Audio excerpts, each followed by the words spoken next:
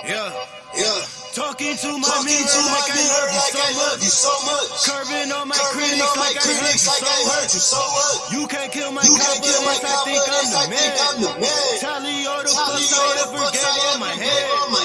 Lately I've been living like I can't take a loss. They ain't wanna help me, you can't kill my confidence, I think I'm the man. We don't give a fuck, that's what they don't understand. Back again like blue sleep and I'm broke breaking while I'm sleeping. I'm coming down my room, leaving, don't give a fuck, I don't care. Hit the shit with my long wonder now I'm on. I know shortcuts on that long run. All I really want is my share. Get on my God, on my tone is nuts.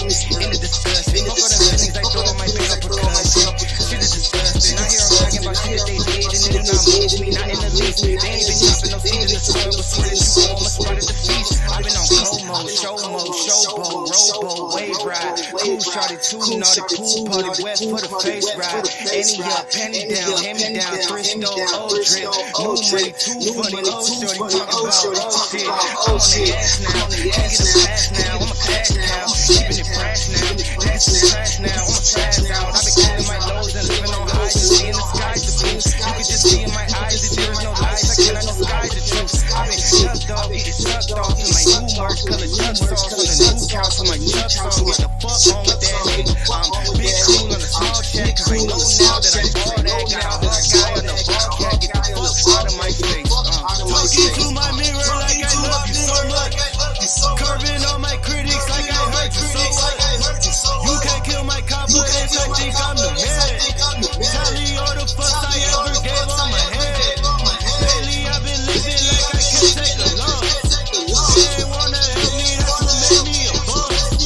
You can't kill my confidence, I think I'm the man. We don't give a fuck, that's what they don't understand.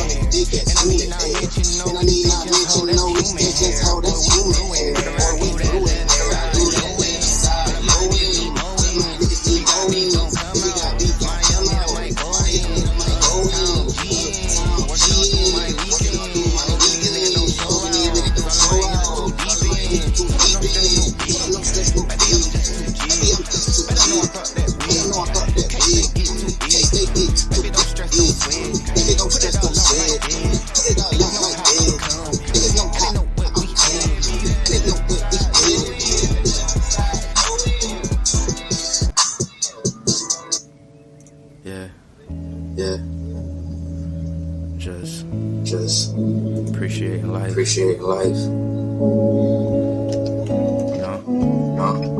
I've been listening to birds cry. I've been viewing from a bird's eye. That's why I always keep my third eye open. I'm focused. If it's real, you know it's gon' come back. That seeds season, but there's no comeback. If you let go, then don't run back. Cause if it ain't love, then we don't want that. That I got bigger fish at the fry like take care of my family when I die. So they can't say I failed with knowing they never tried. But I ego the side and took an eye in the pride. Before I passed the collide, now I'm traveling worldwide. Some people think I'm fake cause I ain't never applied. But as well as run dry, the people I used to confide in thought they was riding, but it was feelings they was hiding. Tried it, now I'm thinking wild cause I know that you was silent. Could have been making money, but you steady making problems. Could have been here with us, but now you in them comments. You was wildin'. If it's real, you know it's gon' come back. It's that season, but there's no comeback. If you let go, just don't run back. Cause if it ain't love, then we don't want that. We don't want that. We don't want that. We don't want that. We don't want that. Cause if it ain't love, we don't want that. All the sacrifices that my parents made for me, I return it, dog. You can get the world from me. Stay the same, make it big. Can you still love me? Will you still want me? Cause just like you, I've been trying to mediate to see the value. I've been trying to mediate to see the value of things before it don't appreciate. I find myself protecting my mindset so I don't deviate. Then it start to pull me back, writing in the grief state. With these words, I lead the way to lyrical heaven. Just me and my brethren carrying this on our backs like Tim and 07. I'm calm like a second until it's said it. That you can lose it all in the blink of a second. Flash of a minute involved in. Peace to the family. God bless to all my Christian brothers and sisters. Hotep to my Kemetic brothers and sisters. Islam to my Moorish brothers and sisters. Assalamu alaikum to all my brothers and sisters in the NOI. Shalom to all my brothers and sisters in the Israelite worldview. What up to all my atheist brothers and sisters? Shout out to all my Abo brothers and sisters. And Jumbo to the rest of my brothers and sisters throughout the African diaspora, be it here in the wilderness of the United States of America or beyond. Y'all know why I say that greetings, because if you're black, I'm with you. And I hope that you with me. Our different ideologies should not keep us from uniting. We can't have unity without uniformity. And we can't disagree without being disrespectfully disagreeable. With that being said, y'all see the name in the title. Why is there a rift between black men and black women? Look like I ain't get all of that in the title. Let me make sure I fix that. That being said, that's my question, because I'm not even sure when this occurred. I'm still kind of trying to figure that out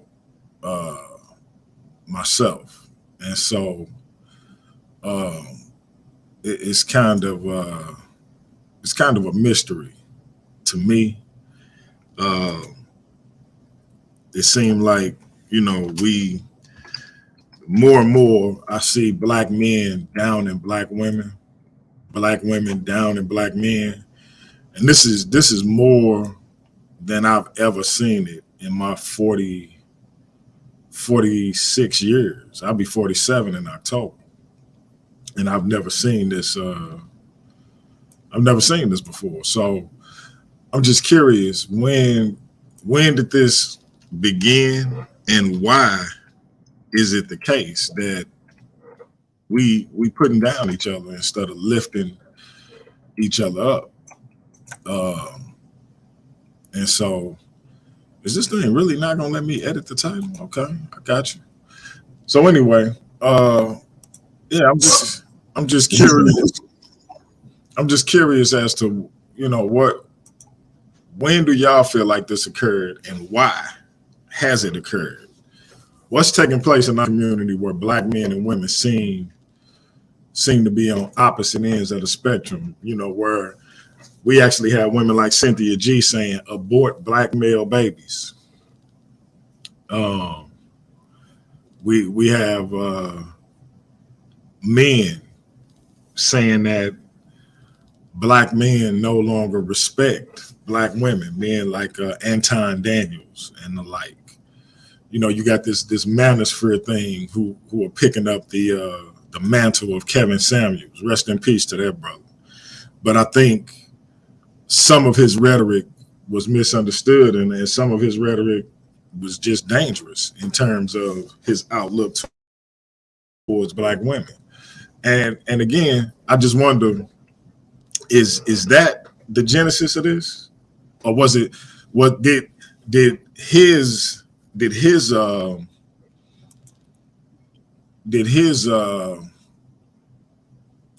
doctrine, or did his talking points sort of lead to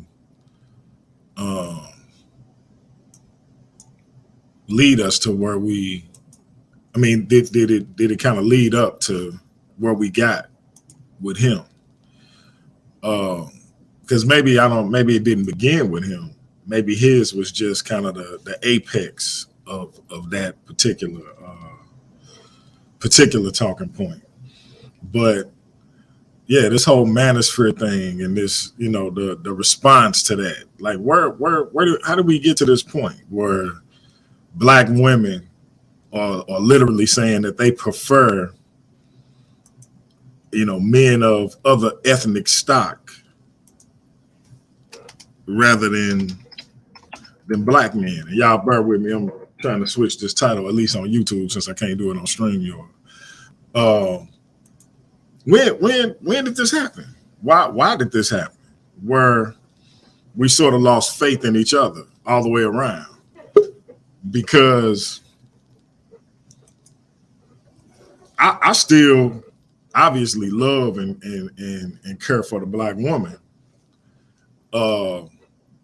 I know, you know, she got our problems just like we as black men got our problems.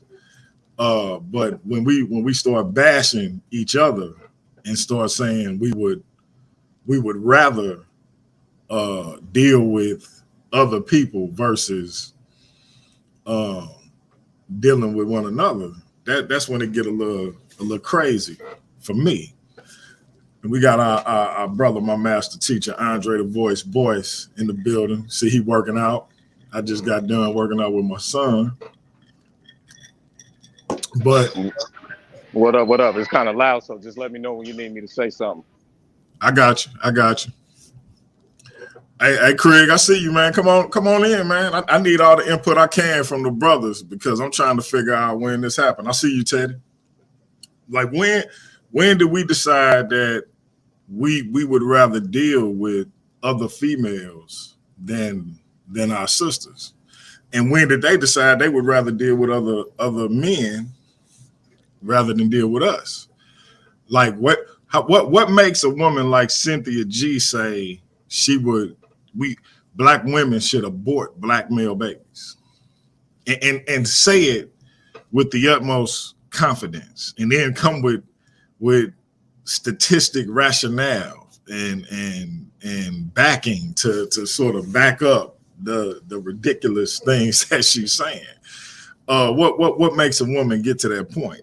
How bad do a woman's heart have to be broken? And do the men who broke her heart have to take accountability for the place that they put her in mentally? So these are the type of questions that I feel like we gotta ask, because for a woman to say something that drastic, abort black male babies, that's kind of heavy. And this is a woman who's a mother. So like what brings us to that point?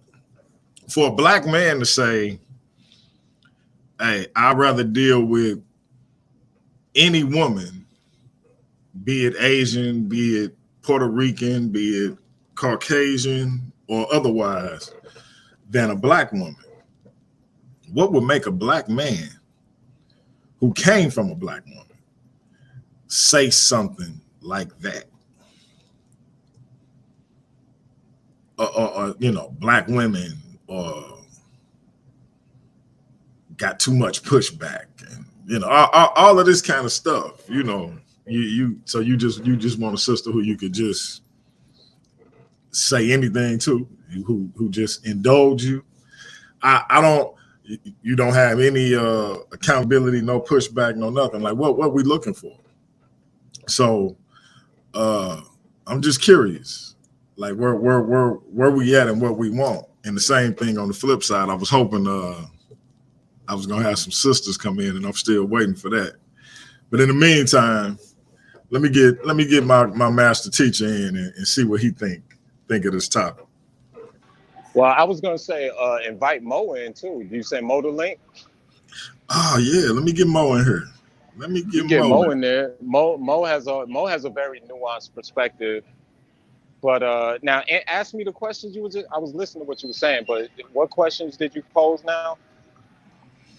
What ultimately what got us to a point where where it's this rift between black men and black women? You know, where we hear the rhetoric from the Cynthia G's of the world, boy, black male babies. We see people like, Anton Daniels saying that black men Anton, no longer respect black women. That all of these different things. You see black women saying they going towards other men of other ethnic stock and vice versa. And I'm just wondering. Go ahead. Anton. So let's see. Anton is a microcosm to the macrocosm of what has happened to what the relationship dynamic in America. Because when you look at Anton, he has a Aristotle complex. He has a Napoleon complex, right? So with him is, if Anton didn't have some money, Anton would not say half the things he say. Everything Anton says is backed up because he has material success more than the average Black American.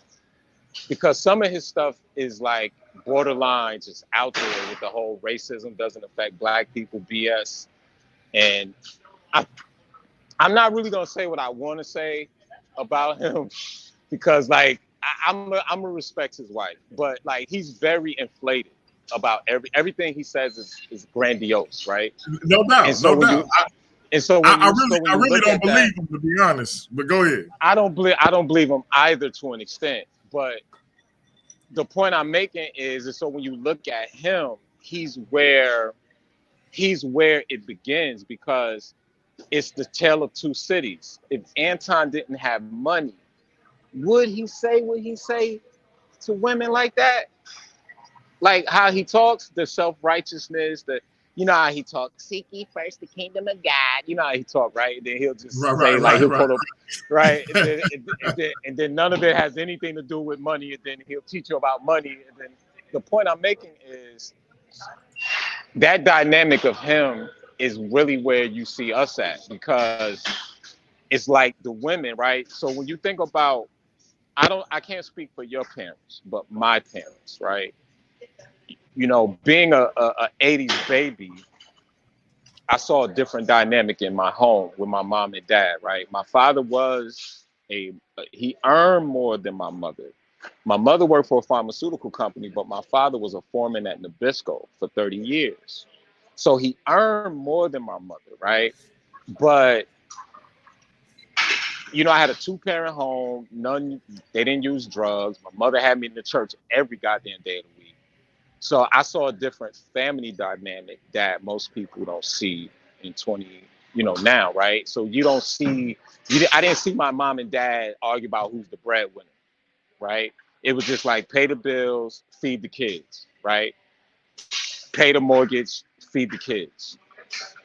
When you look at the dynamic now, right, women have been bolstered in society to where it's incentivized for them to be single. So I remember, by me being in the fashion industry, I remember WMD magazine, I remember reading that 70% of retail sector was female discretionary income. So you figure shoes, clothes, dresses, appliances.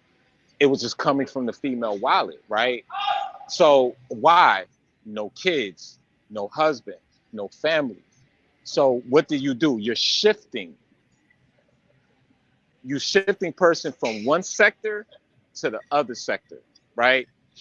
Another thing, like one of my favorite books from Elizabeth Warren, The Trick of the Two Income Household, where it show how 50s, 60s, 70s, when women were home, right, you had marketing strategically centered around a woman being up at 10 a.m., cooking, cleaning, laundry, right? And this is where you get soap operas from, right?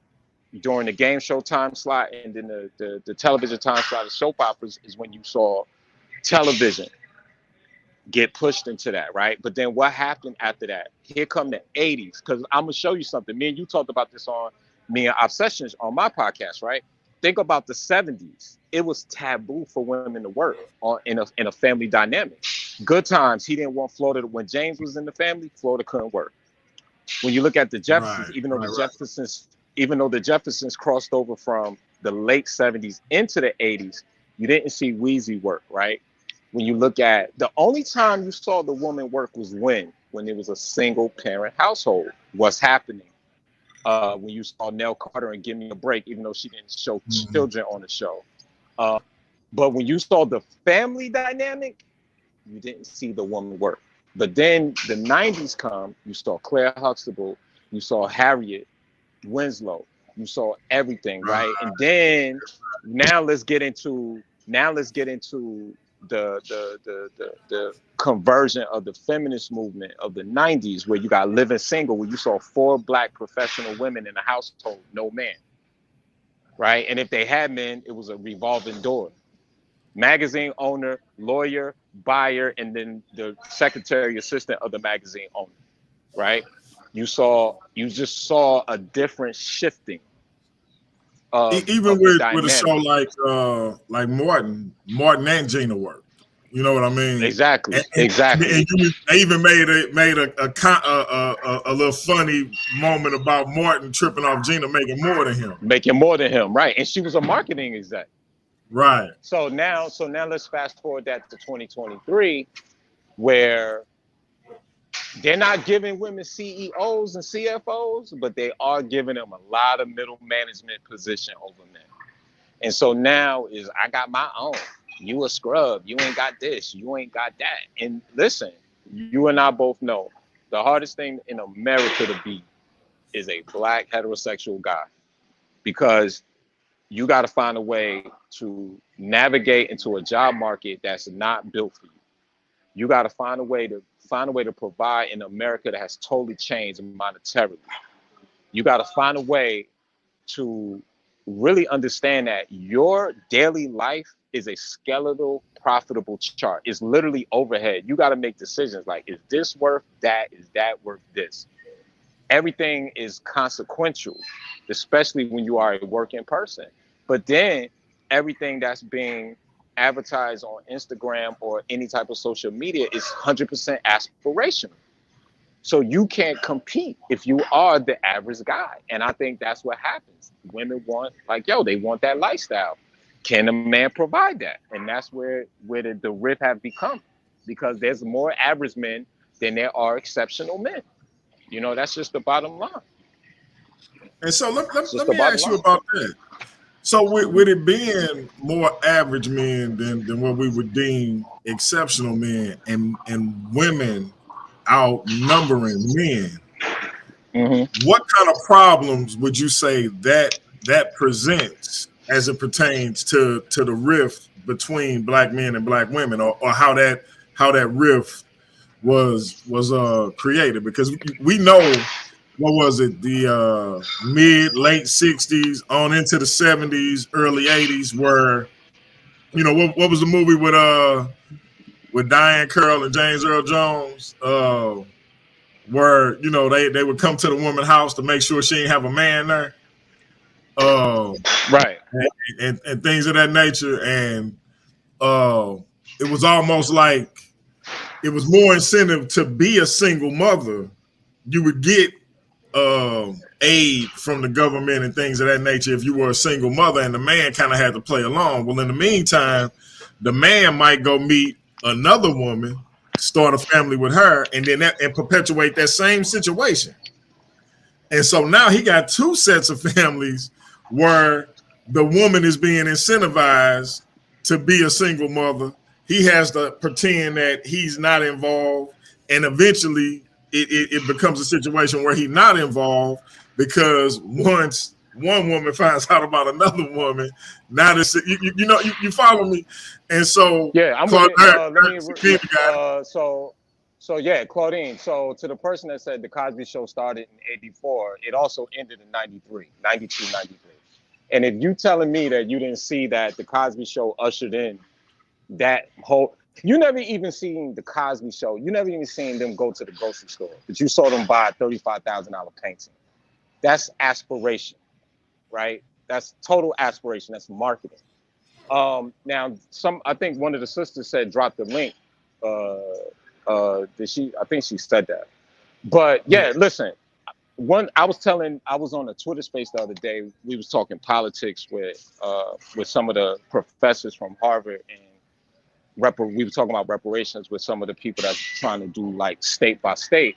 And we were talking about that, like Claudine, right? How with the advent and the advancement of the welfare system in the late 60s into the 70s, how it incentivized the man not being in a household. And like I say, as I'm older now, one of the better, I tell people, don't just read books, also watch a lot of blaxploitation films. You know, I always tell people, watch Cotton Comes to Harlem, and you will see how the grifting in this con artistry has only advanced from that point. You know, watch Claudine, right? Because Claudine is such a telling, it's such a telling movie, because there's a scene where James Earl Jones is on the garbage truck, right? And he's driving a Cadillac and he got his fedora on, right? And then it's time to get his check, and he saw his check was cut into like a third. And he was like, what's this? And his boss said, child support. Right in the movie. You know what I'm saying? All of those things play a part in understanding where we're at in 2023. You know what I'm saying? It incentivized it. Yeah, I think that's a sister, so let her go in. Peace, Queen. Peace, Queen. Go ahead. Talk about it. Okay, I don't know. Is that an echo on my part? You sound good. You good? Okay. Okay, it is a delay on my part. It might be a delay, but yeah, you good on my end. Okay. So go ahead. Okay, so one of the things I want to talk about is somewhere along the line, y'all forgot about the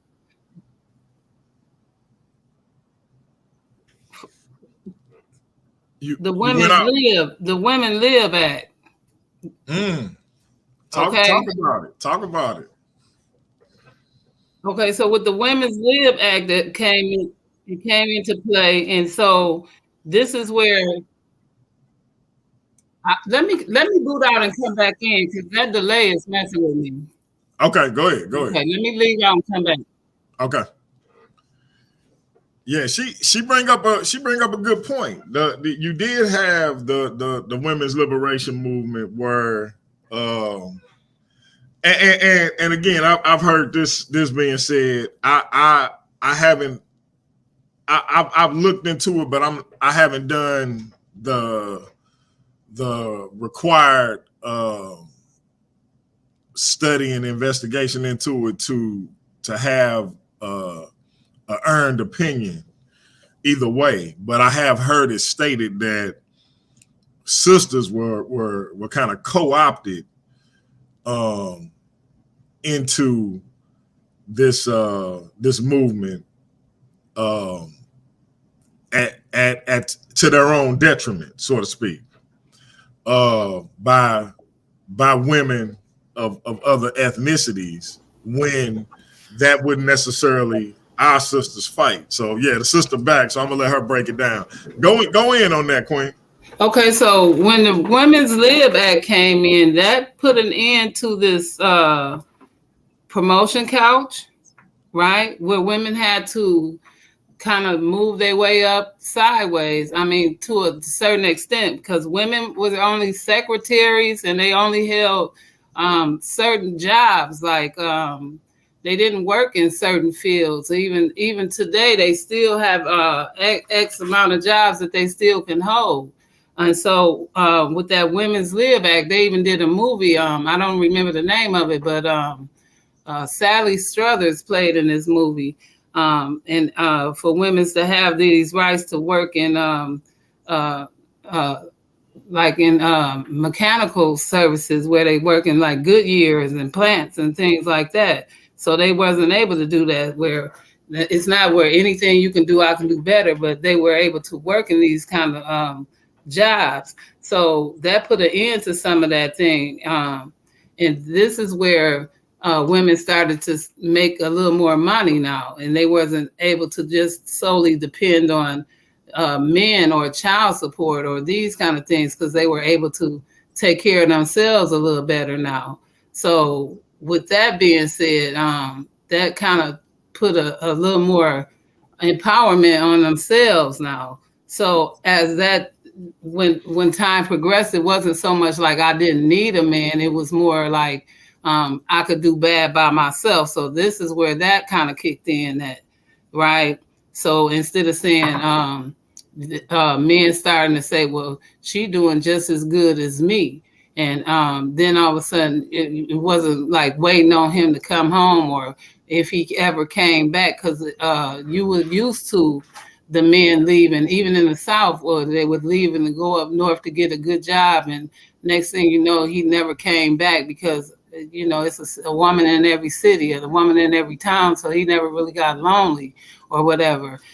You got songs like that to remind you of that, signed, sealed, delivered. You know, I've been away too long. Now I came back to see if the love's still strong. You know, here I am. That's after somebody did you wrong. Now you back, you know, but here it is. So now that's, you feel like it's competition. So even when General Yohana went on Sonetta yesterday, he was trying to say, and I agree with some of the things he said when he was saying that a woman's place. It almost sounded like he said, I won't hit a woman, but I'll beat a bee, you know. And so it was like, because you don't just stand up and fight a woman, but at the same time, if a woman stand up to you and challenge you, you're going to put hands on her to a degree, because a woman don't know her place. Well, anytime a woman challenge a man, you're challenging his manhood. So to a degree, it's like everything has an order or a cycle. So for every action, there's a reaction. Do you agree? So this is where we talking about, where did it go wrong? If you're not a man in your home, then you feel like, should you be there? You see what I'm saying? So for every action, there's a reaction. So we talking about the balance or the harmony. So whether you want to call it a religion, a Christianity, or order, we talking about order. So this is where I agree with them, but I don't always agree with a tactic, because if we look at it from a Christianity point, what part of being a slave, whether it be a Hebrew or an African slave, in that same mentality, how would you be enslaved and be beaten and brutal, and then say that a God or someone delivered you from that, and then you get a wife and now you put her through that same kind of slavery mentality that you were freed from, and then you think that that same type of mentality is going to make her stay with you? Did you not be delivered from that? And now you think that that's going to make her stay? Or do you think that she's going to have a God that's going to deliver her from that same, you see what I'm saying, enslavement? Right. So again, it's all in the mind. You got to get off of that. So this is where we fell in ourselves. Yeah, and I feel you. The only thing I disagree with General Yohana on is, you know, like he made the statement that he wouldn't hit a woman, but he'll hit a bee. Yeah. Like I just would rather get away from the situation and not put my hands on a female, period. Unless that can be held against him if he ever got into any type of trouble. Yeah. That video can be pulled up against him, and it. You understand? Yeah, see, I tell my son this all the time. You don't put your hands on a woman unless your life, when your safety is at risk. Like if you ain't got no other choice, she coming at you with a knife, a 2x4. So you got to put her down because she gonna put you down. Otherwise, other than that, get out of harm's way. Just get away from her. And so that's the only thing I disagree with regards to what he said. And I like the general a lot. I got a lot of respect for him. Exactly. But we gotta treat both with the same broom. I'm gonna say it like that because you can't sweep him up without sweeping her up too. Right?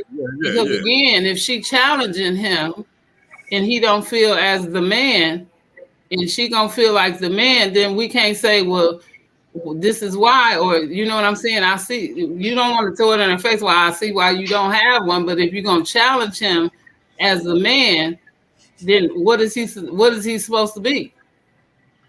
You see what I'm saying?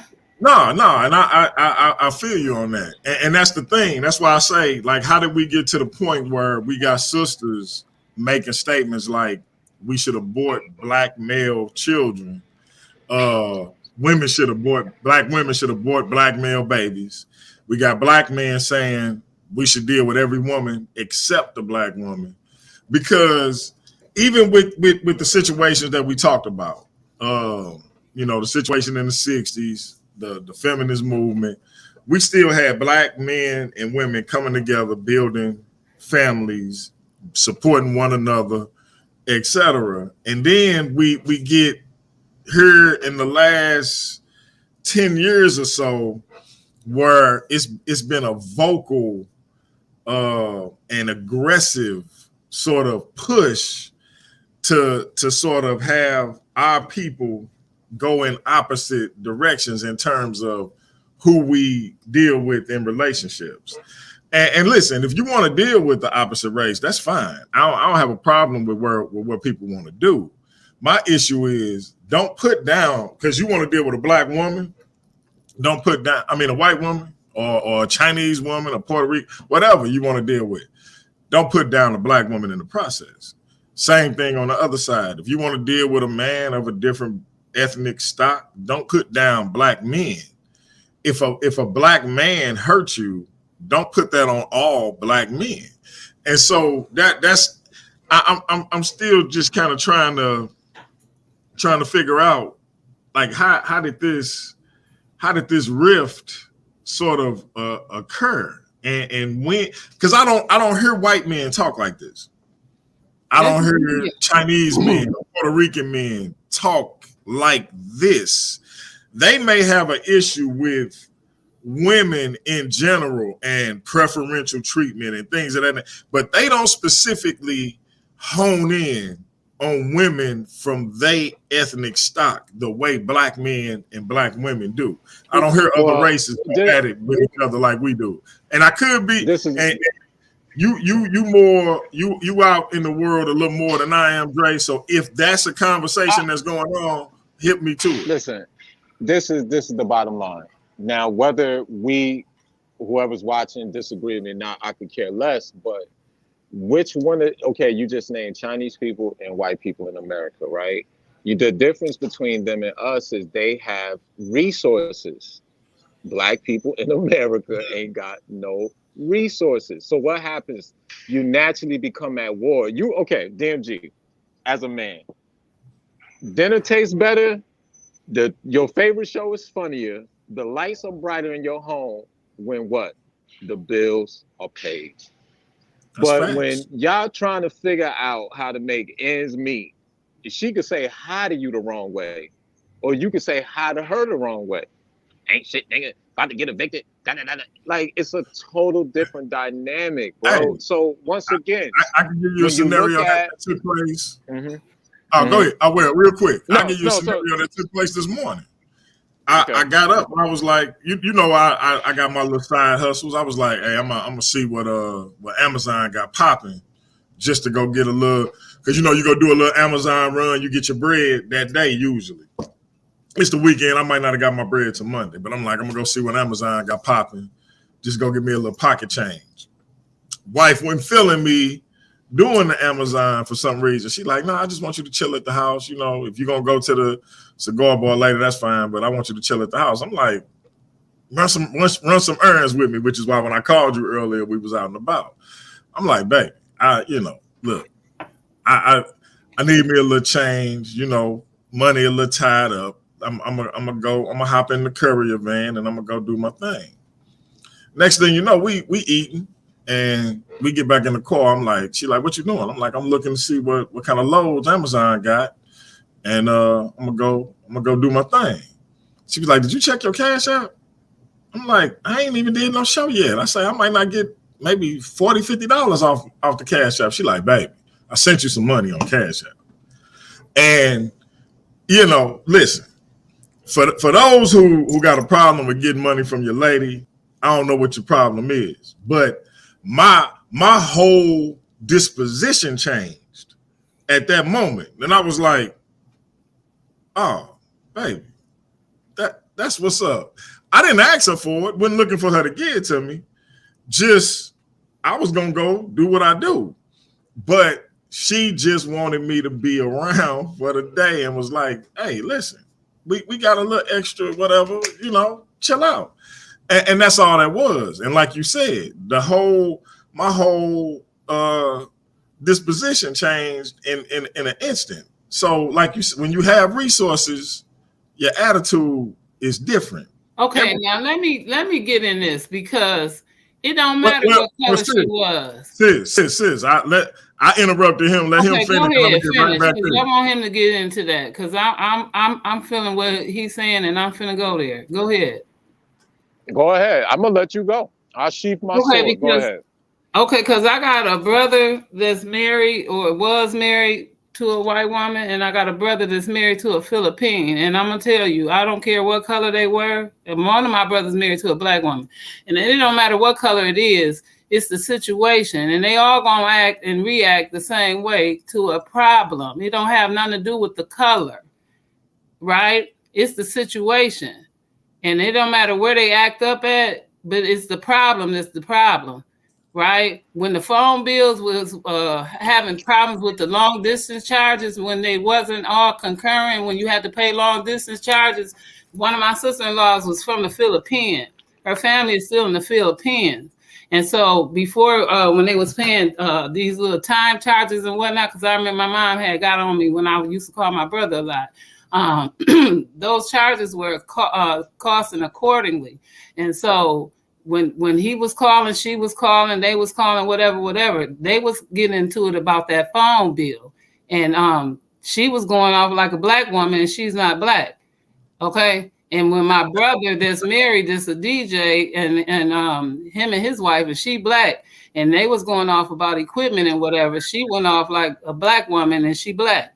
You know, and so, and vice versa, when my brother and his white wife, and they was going off, and I remember one time they told me at one point, I act white and she act black, so, and you know, so vice versa. So the color don't have nothing to do with a problem. A problem is a problem, and we're gonna react how we react. So that's here or there when it comes to color. But the second stem of this is, in America, we are the only people that when it comes to race, we go into what's black and what is white. Elder, I call him Itch and Elbows. I don't know what his real name is, but he's a black British man and he plays a lot of movies here. I think he did The Harder They Fall with Regina. Idris Elba. Yeah, Idris Elba. I call him Itch and Elbows, but he's from, he's British. Now, in where he's from, they don't call them black British and white British. They just call them Britons. And so when he get here, though, he's known as a black British man. But when he go home, he's just known as a British man. So this is why they don't argue over stuff like that. When they get to Scottish, the Scottish argue about them not being Dutch. When they go to Japan, Japan's argue about them not being Chinese. They argue about being Asian or what kind of, what part of Asia or Philippine or China or Japanese. This kind of stuff they argue about, culture-wise. ethnic wise. But as far as being racially wise, they don't argue over that. They Yeah. got black Russians and they got white Russians. They don't argue about black and white over there. They just know they Russian. But when they come to America, this is where they get a racial line at. Yeah. And then they go back to their hometown, then they arguing about it there. And then they start that mess over there because why? They've been here. But okay, I'm with you on that. My point was simply, when you see the failure of a community, it's because the lack of resources. It's not of a cultural basis or even race. It's just that black people happen not to have money in this country, right? So that's where you see community. But do you know that America has just as many resources as it is? We choose to outsource rather than to insource our own things. And that's because of the trade. That's because of the trade. This is because of the trading system. We rather save our resources and outsource rather than to use our resources here. Like we try and drain, or that's because that's what we build up on trading. It's easier for us to get the money to trade the resources and get them from the outside and trade them in. Let them respond to what you said, sis. Yeah. All I'm saying is that when you look at every other community, right? Yeah. That's what they have. That word. It's a community. So if right now where I'm at in the Northeast, right? So let's say you're in Brooklyn, right? You got Fort Hamilton, which is the Jewish community and the Asian community, right? And then you got Central Park, which is the Mexican community, and then / Chinese community, right? And you got Flatbush, which is heavily gentrified, but it used to be at one time before the influx of the Caribbeans, it was an Irish town, the Irish section of Brooklyn, but now it is a black / white section, right? The point I'm making is that when in the 60s, right, you had, when the 50s and 60s, you had the civil rights movement, right? So there was a commonality for your father and your mother, my father and my mother to be together, right? Because they were fighting for a singular goal. You understand where I'm coming from? But then when you feel like you get a piece of the American pie, then you get fractured, because then it becomes every man for themselves. And that's the difference, right? Because we're scrapping, scraping, fighting over crumbs, where everybody else are combining their community, right? So let's say we're in Fort Hamilton, Brooklyn. You know what you're going to see? A Jewish locksmith. Like, where do you see locksmiths nowadays? But you still see one there.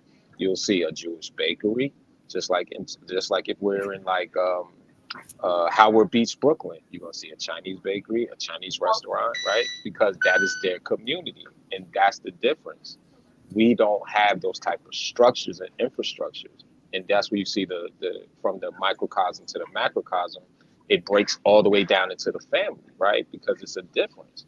Because, like, once again, it's easy to get into arguments when bills aren't being paid and stuff, and you're living a day-to-day basis. But like like I know, when there's money in your pocket, money in the bank, and bills are paid, you can kind of like discuss things at a different. Your mind works differently, right? You're not in survival mode. You're not so quick to attack each other, right? Because y'all have, and that's the difference, in my opinion. And I agree with you when we come into the haves and the have-nots, but we still do have these communities. Exactly. I'm also from Wisconsin, and I do know communities where we still have black shoesmiths that still make and rebuild shoes. We still have black-owned where you take your clothes, where they still do tailor your clothes and fix your clothes and press and iron your clothes. We still have black communities that these older services. I know they do the boots and do your shoes, because I take my shoes and get my heels redid on my leather boots that I have. The ones that where you take your clothes and get a 5-minute wash and a press, where they do that at. And they have the locksmiths Those are Black owned, and they're in Black owned communities. And they still do the old. There's a guy that recently died, Mr. Carter. He owns the first Black pharmacist in Wisconsin. His son now owns that. So we still do have these kind of things going on. The thing is, we don't have the support in these communities because everybody wants to rebuild and wants to build instead of rebuilding the community. They want to build a new community. That's the problem. See, we don't want to go back and rebuild the communities. We want to build a new community instead of fixing the ones that we have. The other problem is that we have all of these cultures of the same Black people. We got Black people that don't want to be from Africa, but at the same time, you say we already here. If we were already here, which I don't disagree with, but then we have the slaves. So the slaves that were already here were not the same as the slaves that came in through the slave trade. So if you were already here, you're not included as in the slaves that were brought here. Now you have the Indians that were already here, and then you have Abos. Abos are not originals. Understand that. You are a second or a third generation, because Abo means you're not original. But they don't want to understand that. And I don't have a problem being an Abo, because that sounds like a child or a grandchild or another generation of a child of your ancestors, meaning you still are Indian, but you're not the original Indian, right? That's like saying you're a junior or the third, and ain't nothing wrong with that. But again, if you can't have the best of both worlds, and ain't nothing wrong with that. You saying you're not from Africa. We were already here. Okay, that's fine. But then the slaves that came on slave ship, those will be the ones that are due reparations. Why? Because you say you were already here. You can't say you were already here and then say you want reparations for being a slave. That's not the same thing. Now you want to have a fight. No, you can't have your cake and eat it too. So this is the problem we have. And so this is why we can't come together. Why? Because this is the things we don't settle on. Then you want to compare it to Africa. Well, you have all the nations in Africa. You say there's 50 tribes in Africa, 50 nations in Africa. Well, it's 52 nations here. We call them states. That's how you compare them. You can't say it's 50. We call them states. They call them nations. It's the same thing. It depends on how you want to look at it. So let me ask you something, sis. So you feel like the fact that in terms of our people, we have some confusion over who we are. You know, I always kind of get I get a little in my bag as it relates to these identity crises that we sort of find ourselves having, because you know we got brothers and sisters who believe we the Hebrews. You got brothers and sisters who believe, as you talked about, we aboriginal to this land, you know, calling themselves American Indians, even though they don't even know that the whole Indian title was a mistake on the part of this colonizing pedophile known as Columbus. So claiming that as your claim to fame is ridiculous in and of itself. But to me, it is what Frantz Fanon calls existential deviation, where as a result of the Black individual and the Black collective having to simultaneously define and redefine identity, culture, and existence, and that's because we've been so lost as a result of our enslavement and our oppression, that by us having to redefine culture, language of origin, and history to a degree, we cling on to these other cultures and try to make them our own. Do you feel like that's a part of this rift that's sort of come between the Black man and the Black woman in terms of where we are now, as opposed to something, because that goes back a long way. as opposed to it having to do with something more modern. And then I want to get Andre input on that. It plays a role. Everything has to play a role because how do you find history? The only way you can get to the history is if you get out your feelings, and the only way you get out your feelings is if you got to take the religion out. You see what I'm saying? Because that's the whole thing in it. If you take religion out, right? But you needed some of the religion to connect some of the dots. But then when you start connecting the dots, you have to get into history. Right? Because this is the thing. Everybody keeps saying, that's a lie, this a lie, this a lie, this a lie. I can't say that. Because the history is involved in it. Okay. The history, the American history. All of the history is involved in it. Right? Even if you connect some of the Bible stories, the biblical stories, the history is in there. If they talk about the city of Troy, that actually happened. They spoke it in the Bible, but then you know what happened in the city of Troy. Did that not happen in the Bible? Did that not happen in Africa? Did that not happen for real? But what happened in the city of Troy? Was that not part of the slave trade? Oh, so now all of a sudden, let's get out your body. Let's get up in your feelings. Let's get out and stop talking about whether or not Jesus and all of that happened. Let's get to the Bible. Let's get to the history. That's where we are, somewhere in there. Because everybody else know who they are and where they stand and what they stand about. Well, we trying to find out about us. Because right now, right, you know where you are and what you stand for. Can all the people in Mississippi come together as a people? Can all the people in Houston come together as a people? Because that's what they're doing over there in Africa and Nigeria. They can come together as a people like that. Can we come together as a people like that? And maybe then we can come together as a people in the United States as a whole. If we can come together, if Chicago can come together as a people. You see what I'm saying? And then we can come together as a people. We can't do that yet. Gotcha. Andre, what's your take on that? Do our multiple identity crisis have a part to play in the reason why there's a rift between the black man and the black woman? I think that's more of a macro than a microcosm and that makes it into the home.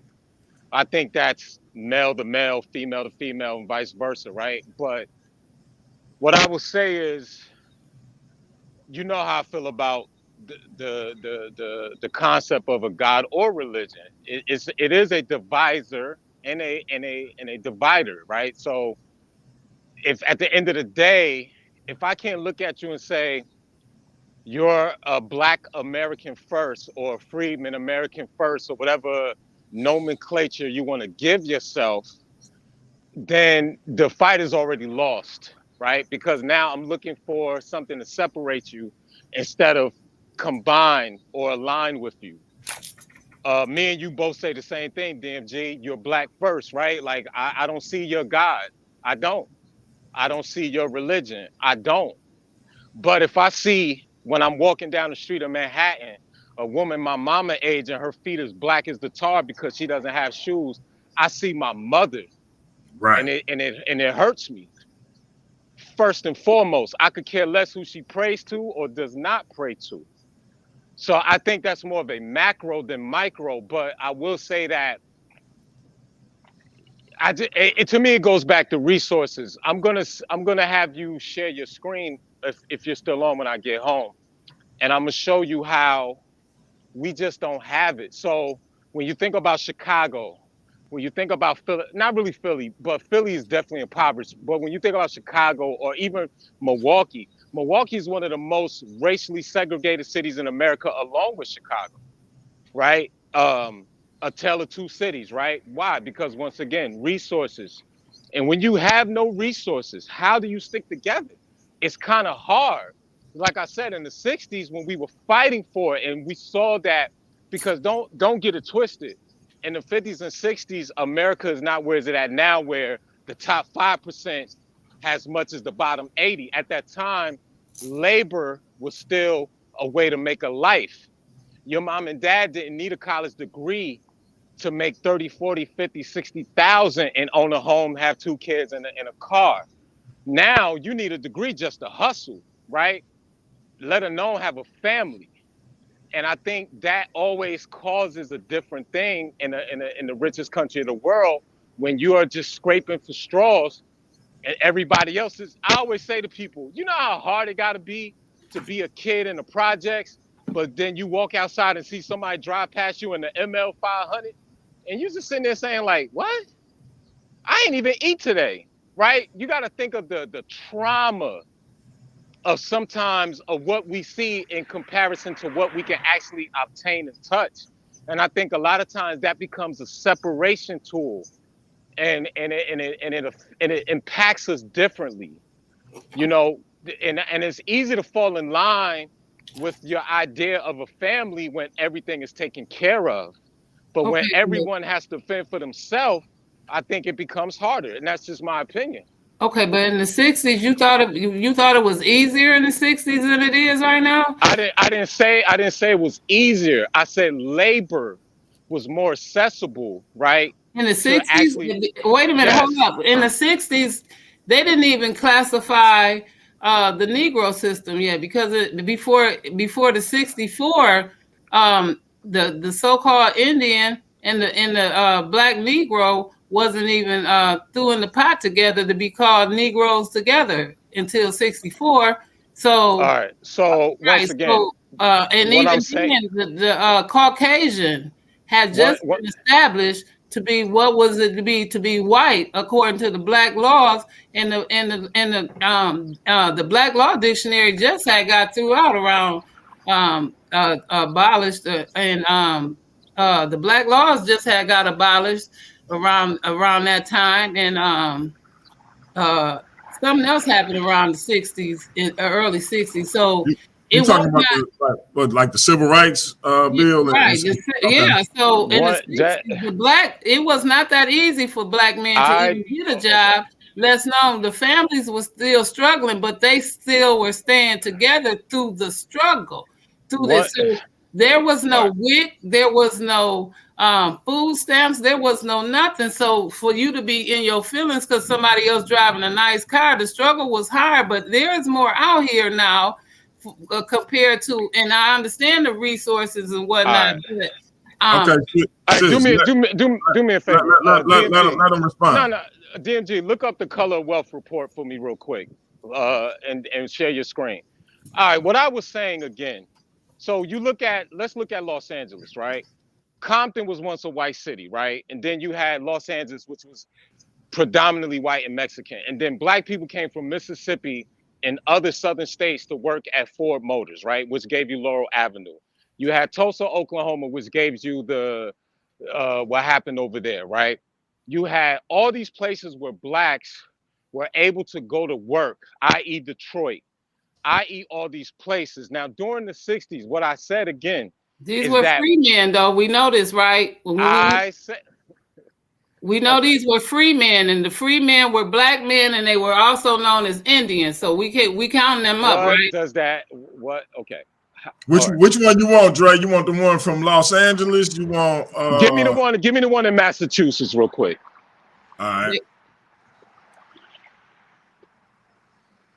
These free men were not taxed. They were free men and indigenous slaves, and they were not taxed, and they also had certain rights according to the 14th Amendment. All right.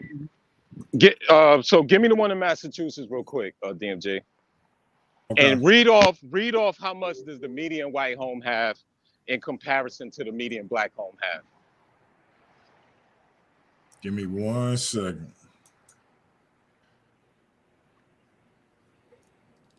All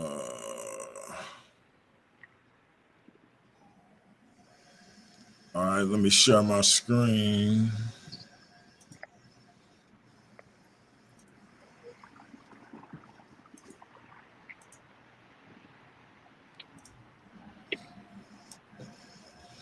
All right, can you see my screen? Yeah, hold on, let me see. All right, I can see it.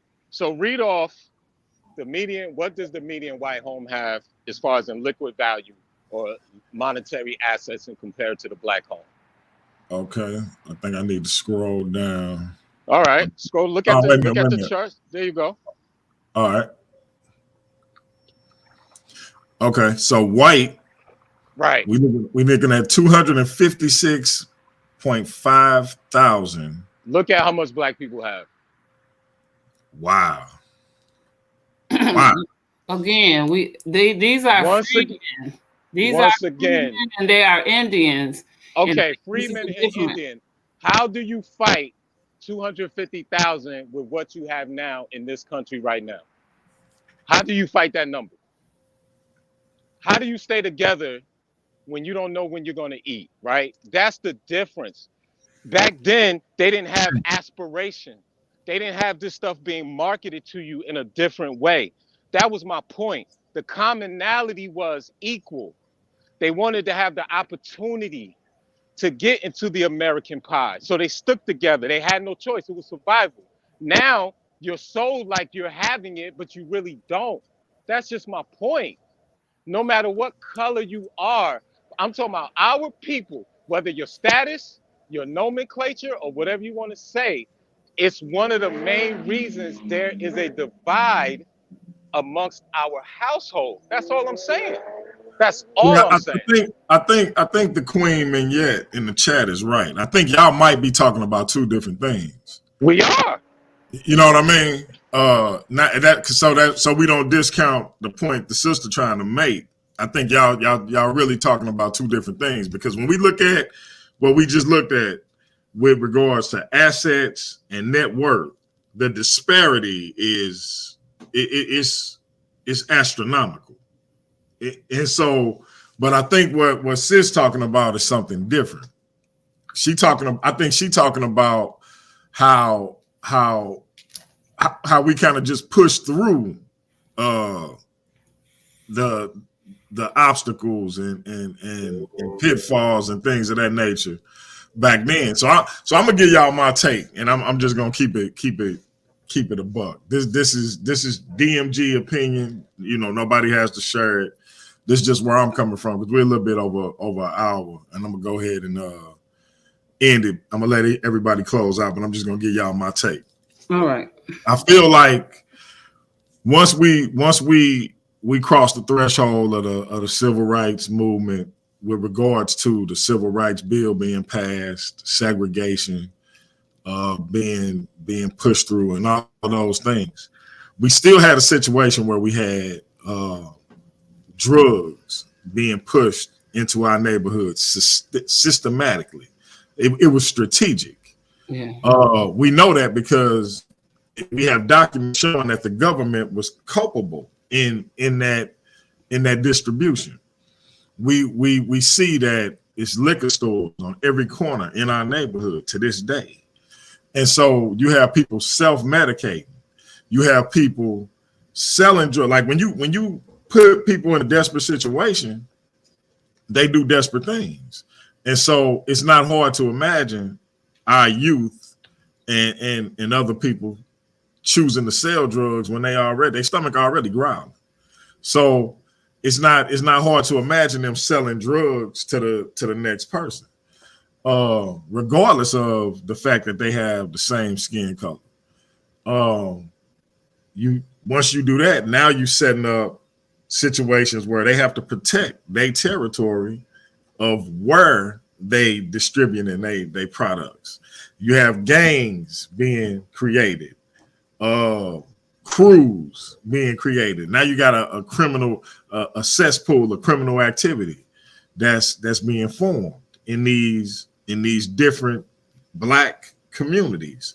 The people in these churches and different community leaders that once would have stepped in and tried to make a change in these neighborhoods are shook because they've never seen such violence and such degradation in terms of what people are willing to do to get these highs.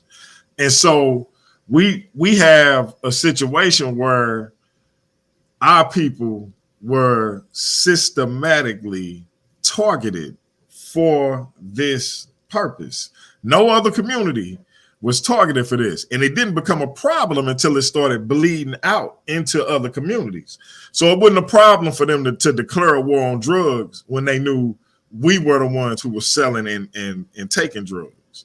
So you catch somebody distributing drugs, they go away for an absorbent amount of time, more than a person would. We all know crack is an impure form of cocaine, but our people got more time for crack than white people or people of other ethnicities did for pure cocaine.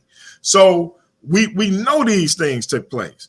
The person who was taking drugs, they didn't get put into treatment centers. They got put away for the same amount of time that the person who was selling the drugs. So you got the drug addict and the drug dealer being sent away for the same amount of time. So how can you justify sending the drug addict and the drug dealer away for the same amount of time? But it didn't matter because they were black. They were predators, as Hillary Clinton said, super predators, in fact. So they declared war on our community, period. This was as clean cut as it get. And again, the government and the CIA is culpable in this crime against humanity.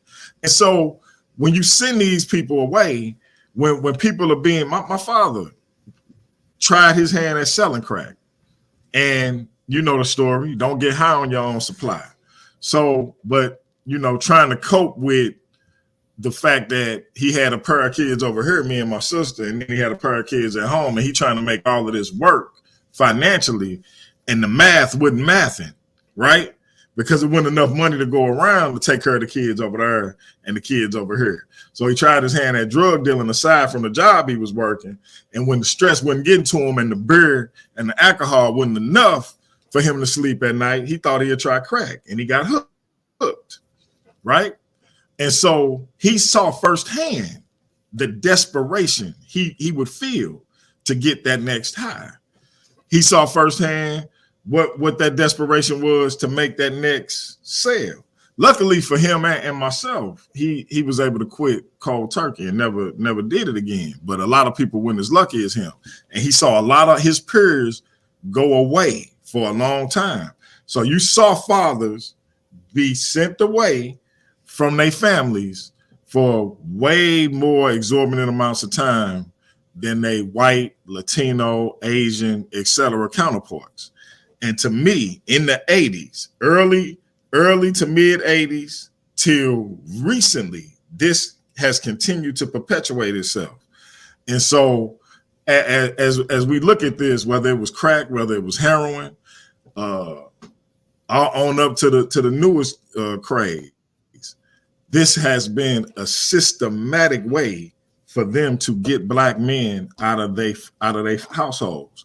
And as black men left their households, black women who then had to step up and be single mothers and be the providers that those men normally were, they became resentful of the fact that they now had to be the caretakers.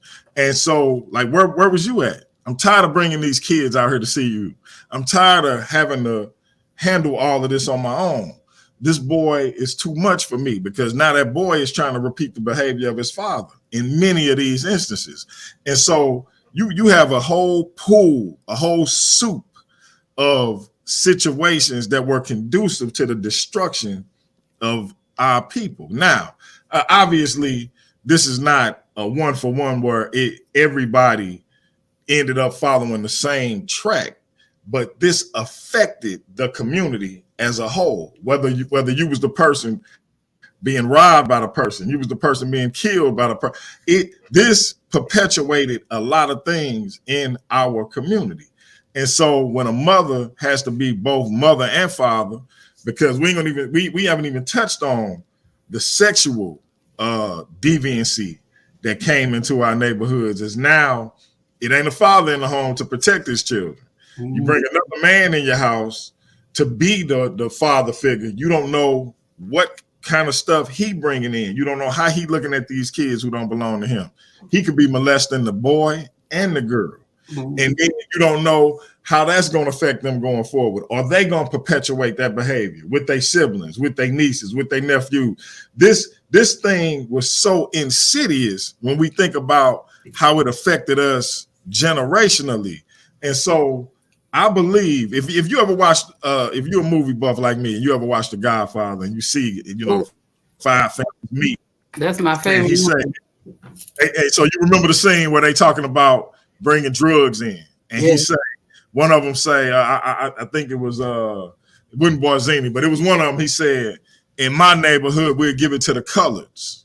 Yeah, that was anyway, let them lose their soul, right? Mm-hmm. And you can imagine, because we know all fiction is based on some form of reality. We know that the commission was a real thing.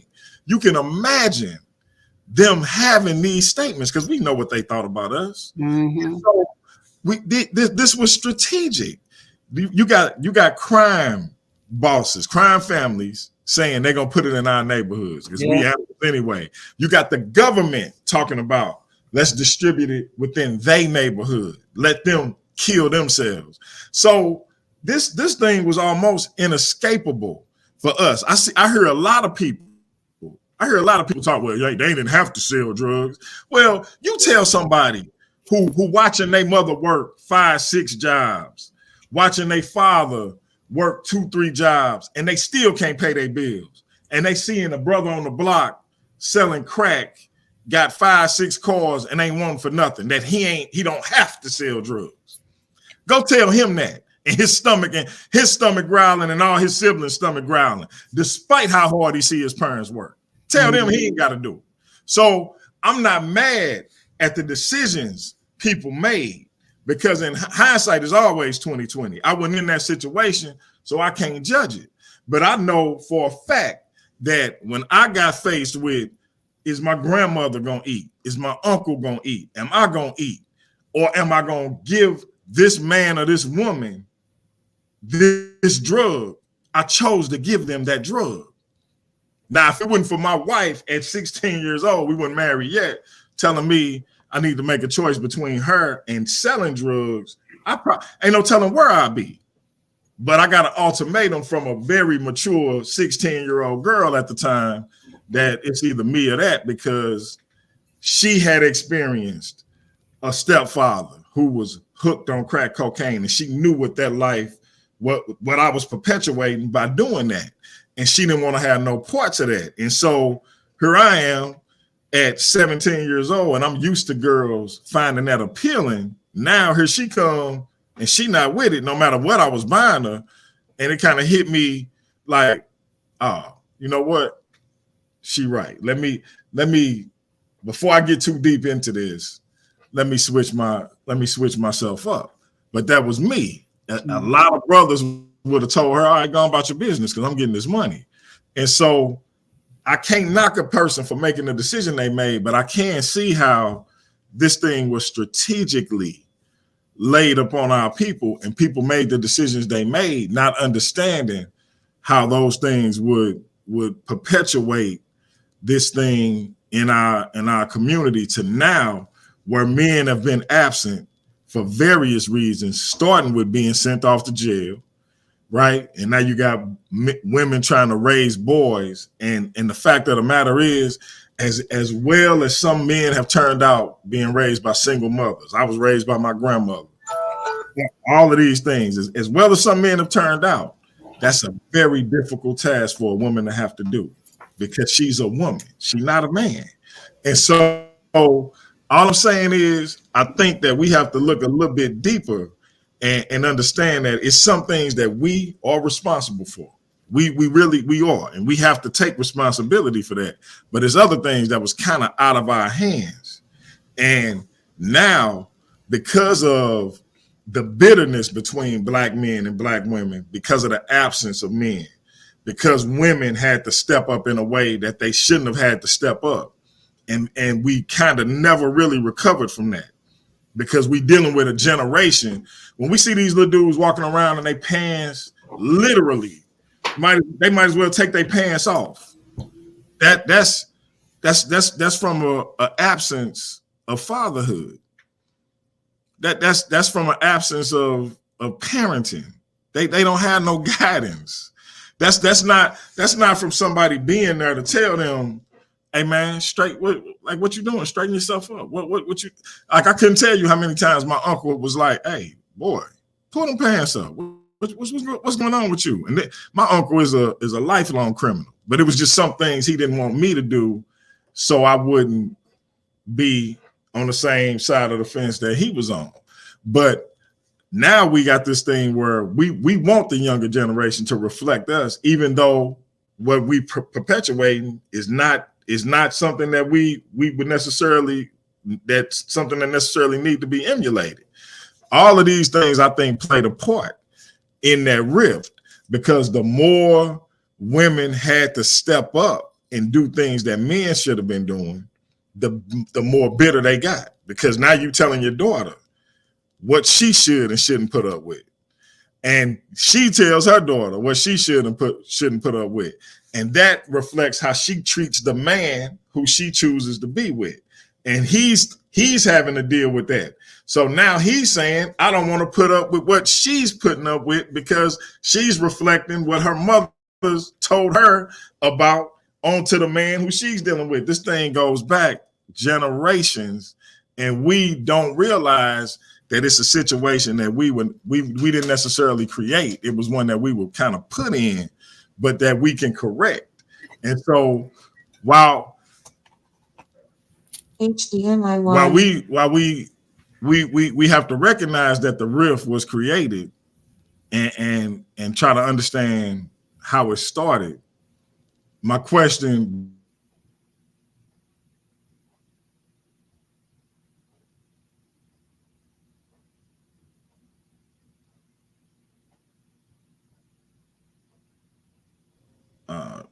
my bad, y'all. My connection kind of went out.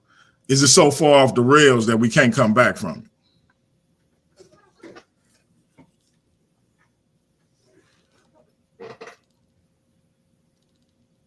Can y'all hear me? Am I back? I can hear you. I don't know if she's going to answer first. If the sister's going to answer. Your question was, is it what? Is it so far off the rails that we can't come back from it, or can we repair it? Well, first I want to start with the other guy on the panel. I want to tell him that I do agree with kind of what he said with the finances part, because where he was leading off to, I do agree with, because in the end, if we can, and it answers your question as well, the reason why I feel we can bounce back is because at one point through the struggle, we stood together, okay? But the resources and the money was not a major role in it. Where I see where he's saying it plays a role in tearing us down. But in the long run, we made something out of nothing, and we stood together strong.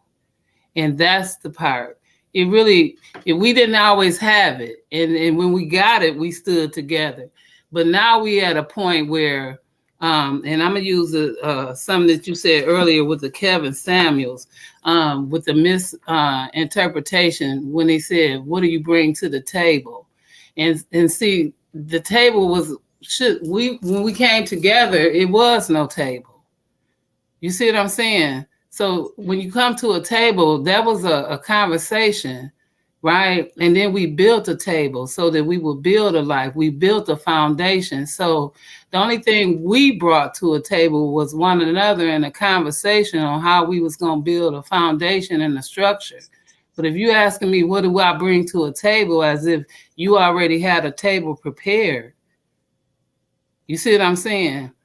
Then what are you saying? I'm moving in with you already? Or you see what I'm saying? And that's where the conversation got misconstrued, because you already got a table in a house and you asking me to move in, and therefore you already got rules and things for me, a bar set for me already. So that's where it got misconstrued. So when you already saying, what do you bring to the table? Or she's saying, what do you bring to the table? You already got things set up. And that's where when you start dating and they say, well, what do you expect out of somebody? And then you tell them all these things they expect. And then this person tries to live up to be all of that. And then all of a sudden, this is not who they are. They trying to be what you expect, and then they turn out to show who they really are, and then they mad at you thinking you changed them. Well, that's not what happened. You should have stayed who you were and let me find out who you were and just been that person instead of trying to be who I wanted you to be, because my dream person or my fantasy person is not who I wanted. That's just my fantasy or my dream person or something like that. But this is not that. So again, we always made it through a struggle. We don't wait till the bill comes and get mad because we didn't pay it. We do all that we can in the hustle and try to get it before that time comes. So we always try to make a way and get things done before it gets that far. So yes, the resources and all that matters, but at the end of the day, we're supposed to stick together through it all. And so, yeah, we can get it back, but if we try, because the easiest thing to do is leave. The hardest thing to do is what? Make it stay and get there. And that's what we're supposed to be doing. And so I agree. If we can get it back, but are you willing to get it back? Are you willing to do the work to try? Yeah. Hey, and I think as long as we got sisters like you, I think that we got half the battle won. So, hey, stick with us, sis. Don't give up on us. My brother Andre, my master teacher, Andre the Voice Boyce. What say you? I just simply say, similar to what you just said, is when you gave the breakdown, the dope era of the 60s and 70s led to the crack era of the 80s, which led to Hillary Clinton calling black women welfare queen of the 90s. You diagnose the problem, you understand where the problem surfaced from, and then you find a solution. It's just that. That's all I'm gonna say on that. Understand where the problem comes from, diagnose it, and then try to work towards a solution. Until then, we're just having conversations. That's it. Yeah, no doubt. Hey, with that said, I want to thank my brother for coming in. I want to thank my sister for coming in. You know, for Andre to stop working out and give his commentary on the show, hey, that's big. He must got love for his brother. The brother don't stop working out for nobody. Well, you always come on my show, bro. So each one do for my brother and I do for myself. No doubt. Shout out to the queen for jumping in. Sis, you always welcome. I appreciate you always supporting. Shout out to the chat. I see my brother Garfield in the building.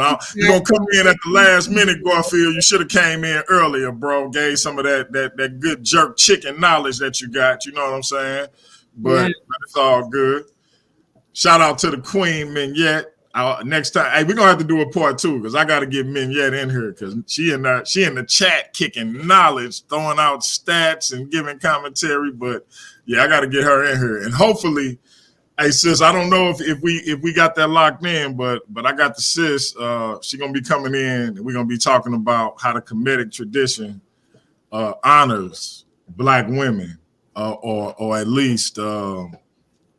Gives reverence to the black woman. So we'll be doing that sometime, I believe, before the month is up. Once we get a date locked in, you know how I do. I put something together so y'all know it's coming.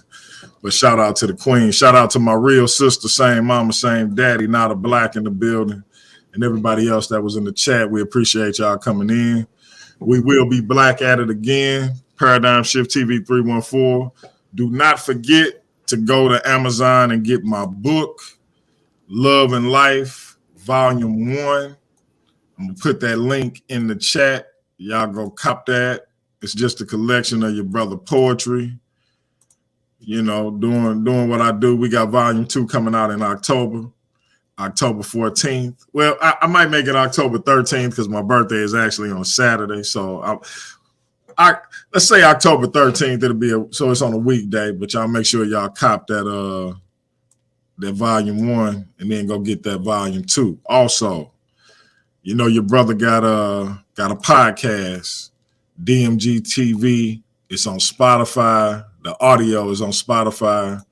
The video version is also on YouTube. Y'all go over there and subscribe. Holla at your brother if you haven't already. DMG TV link is in the chat.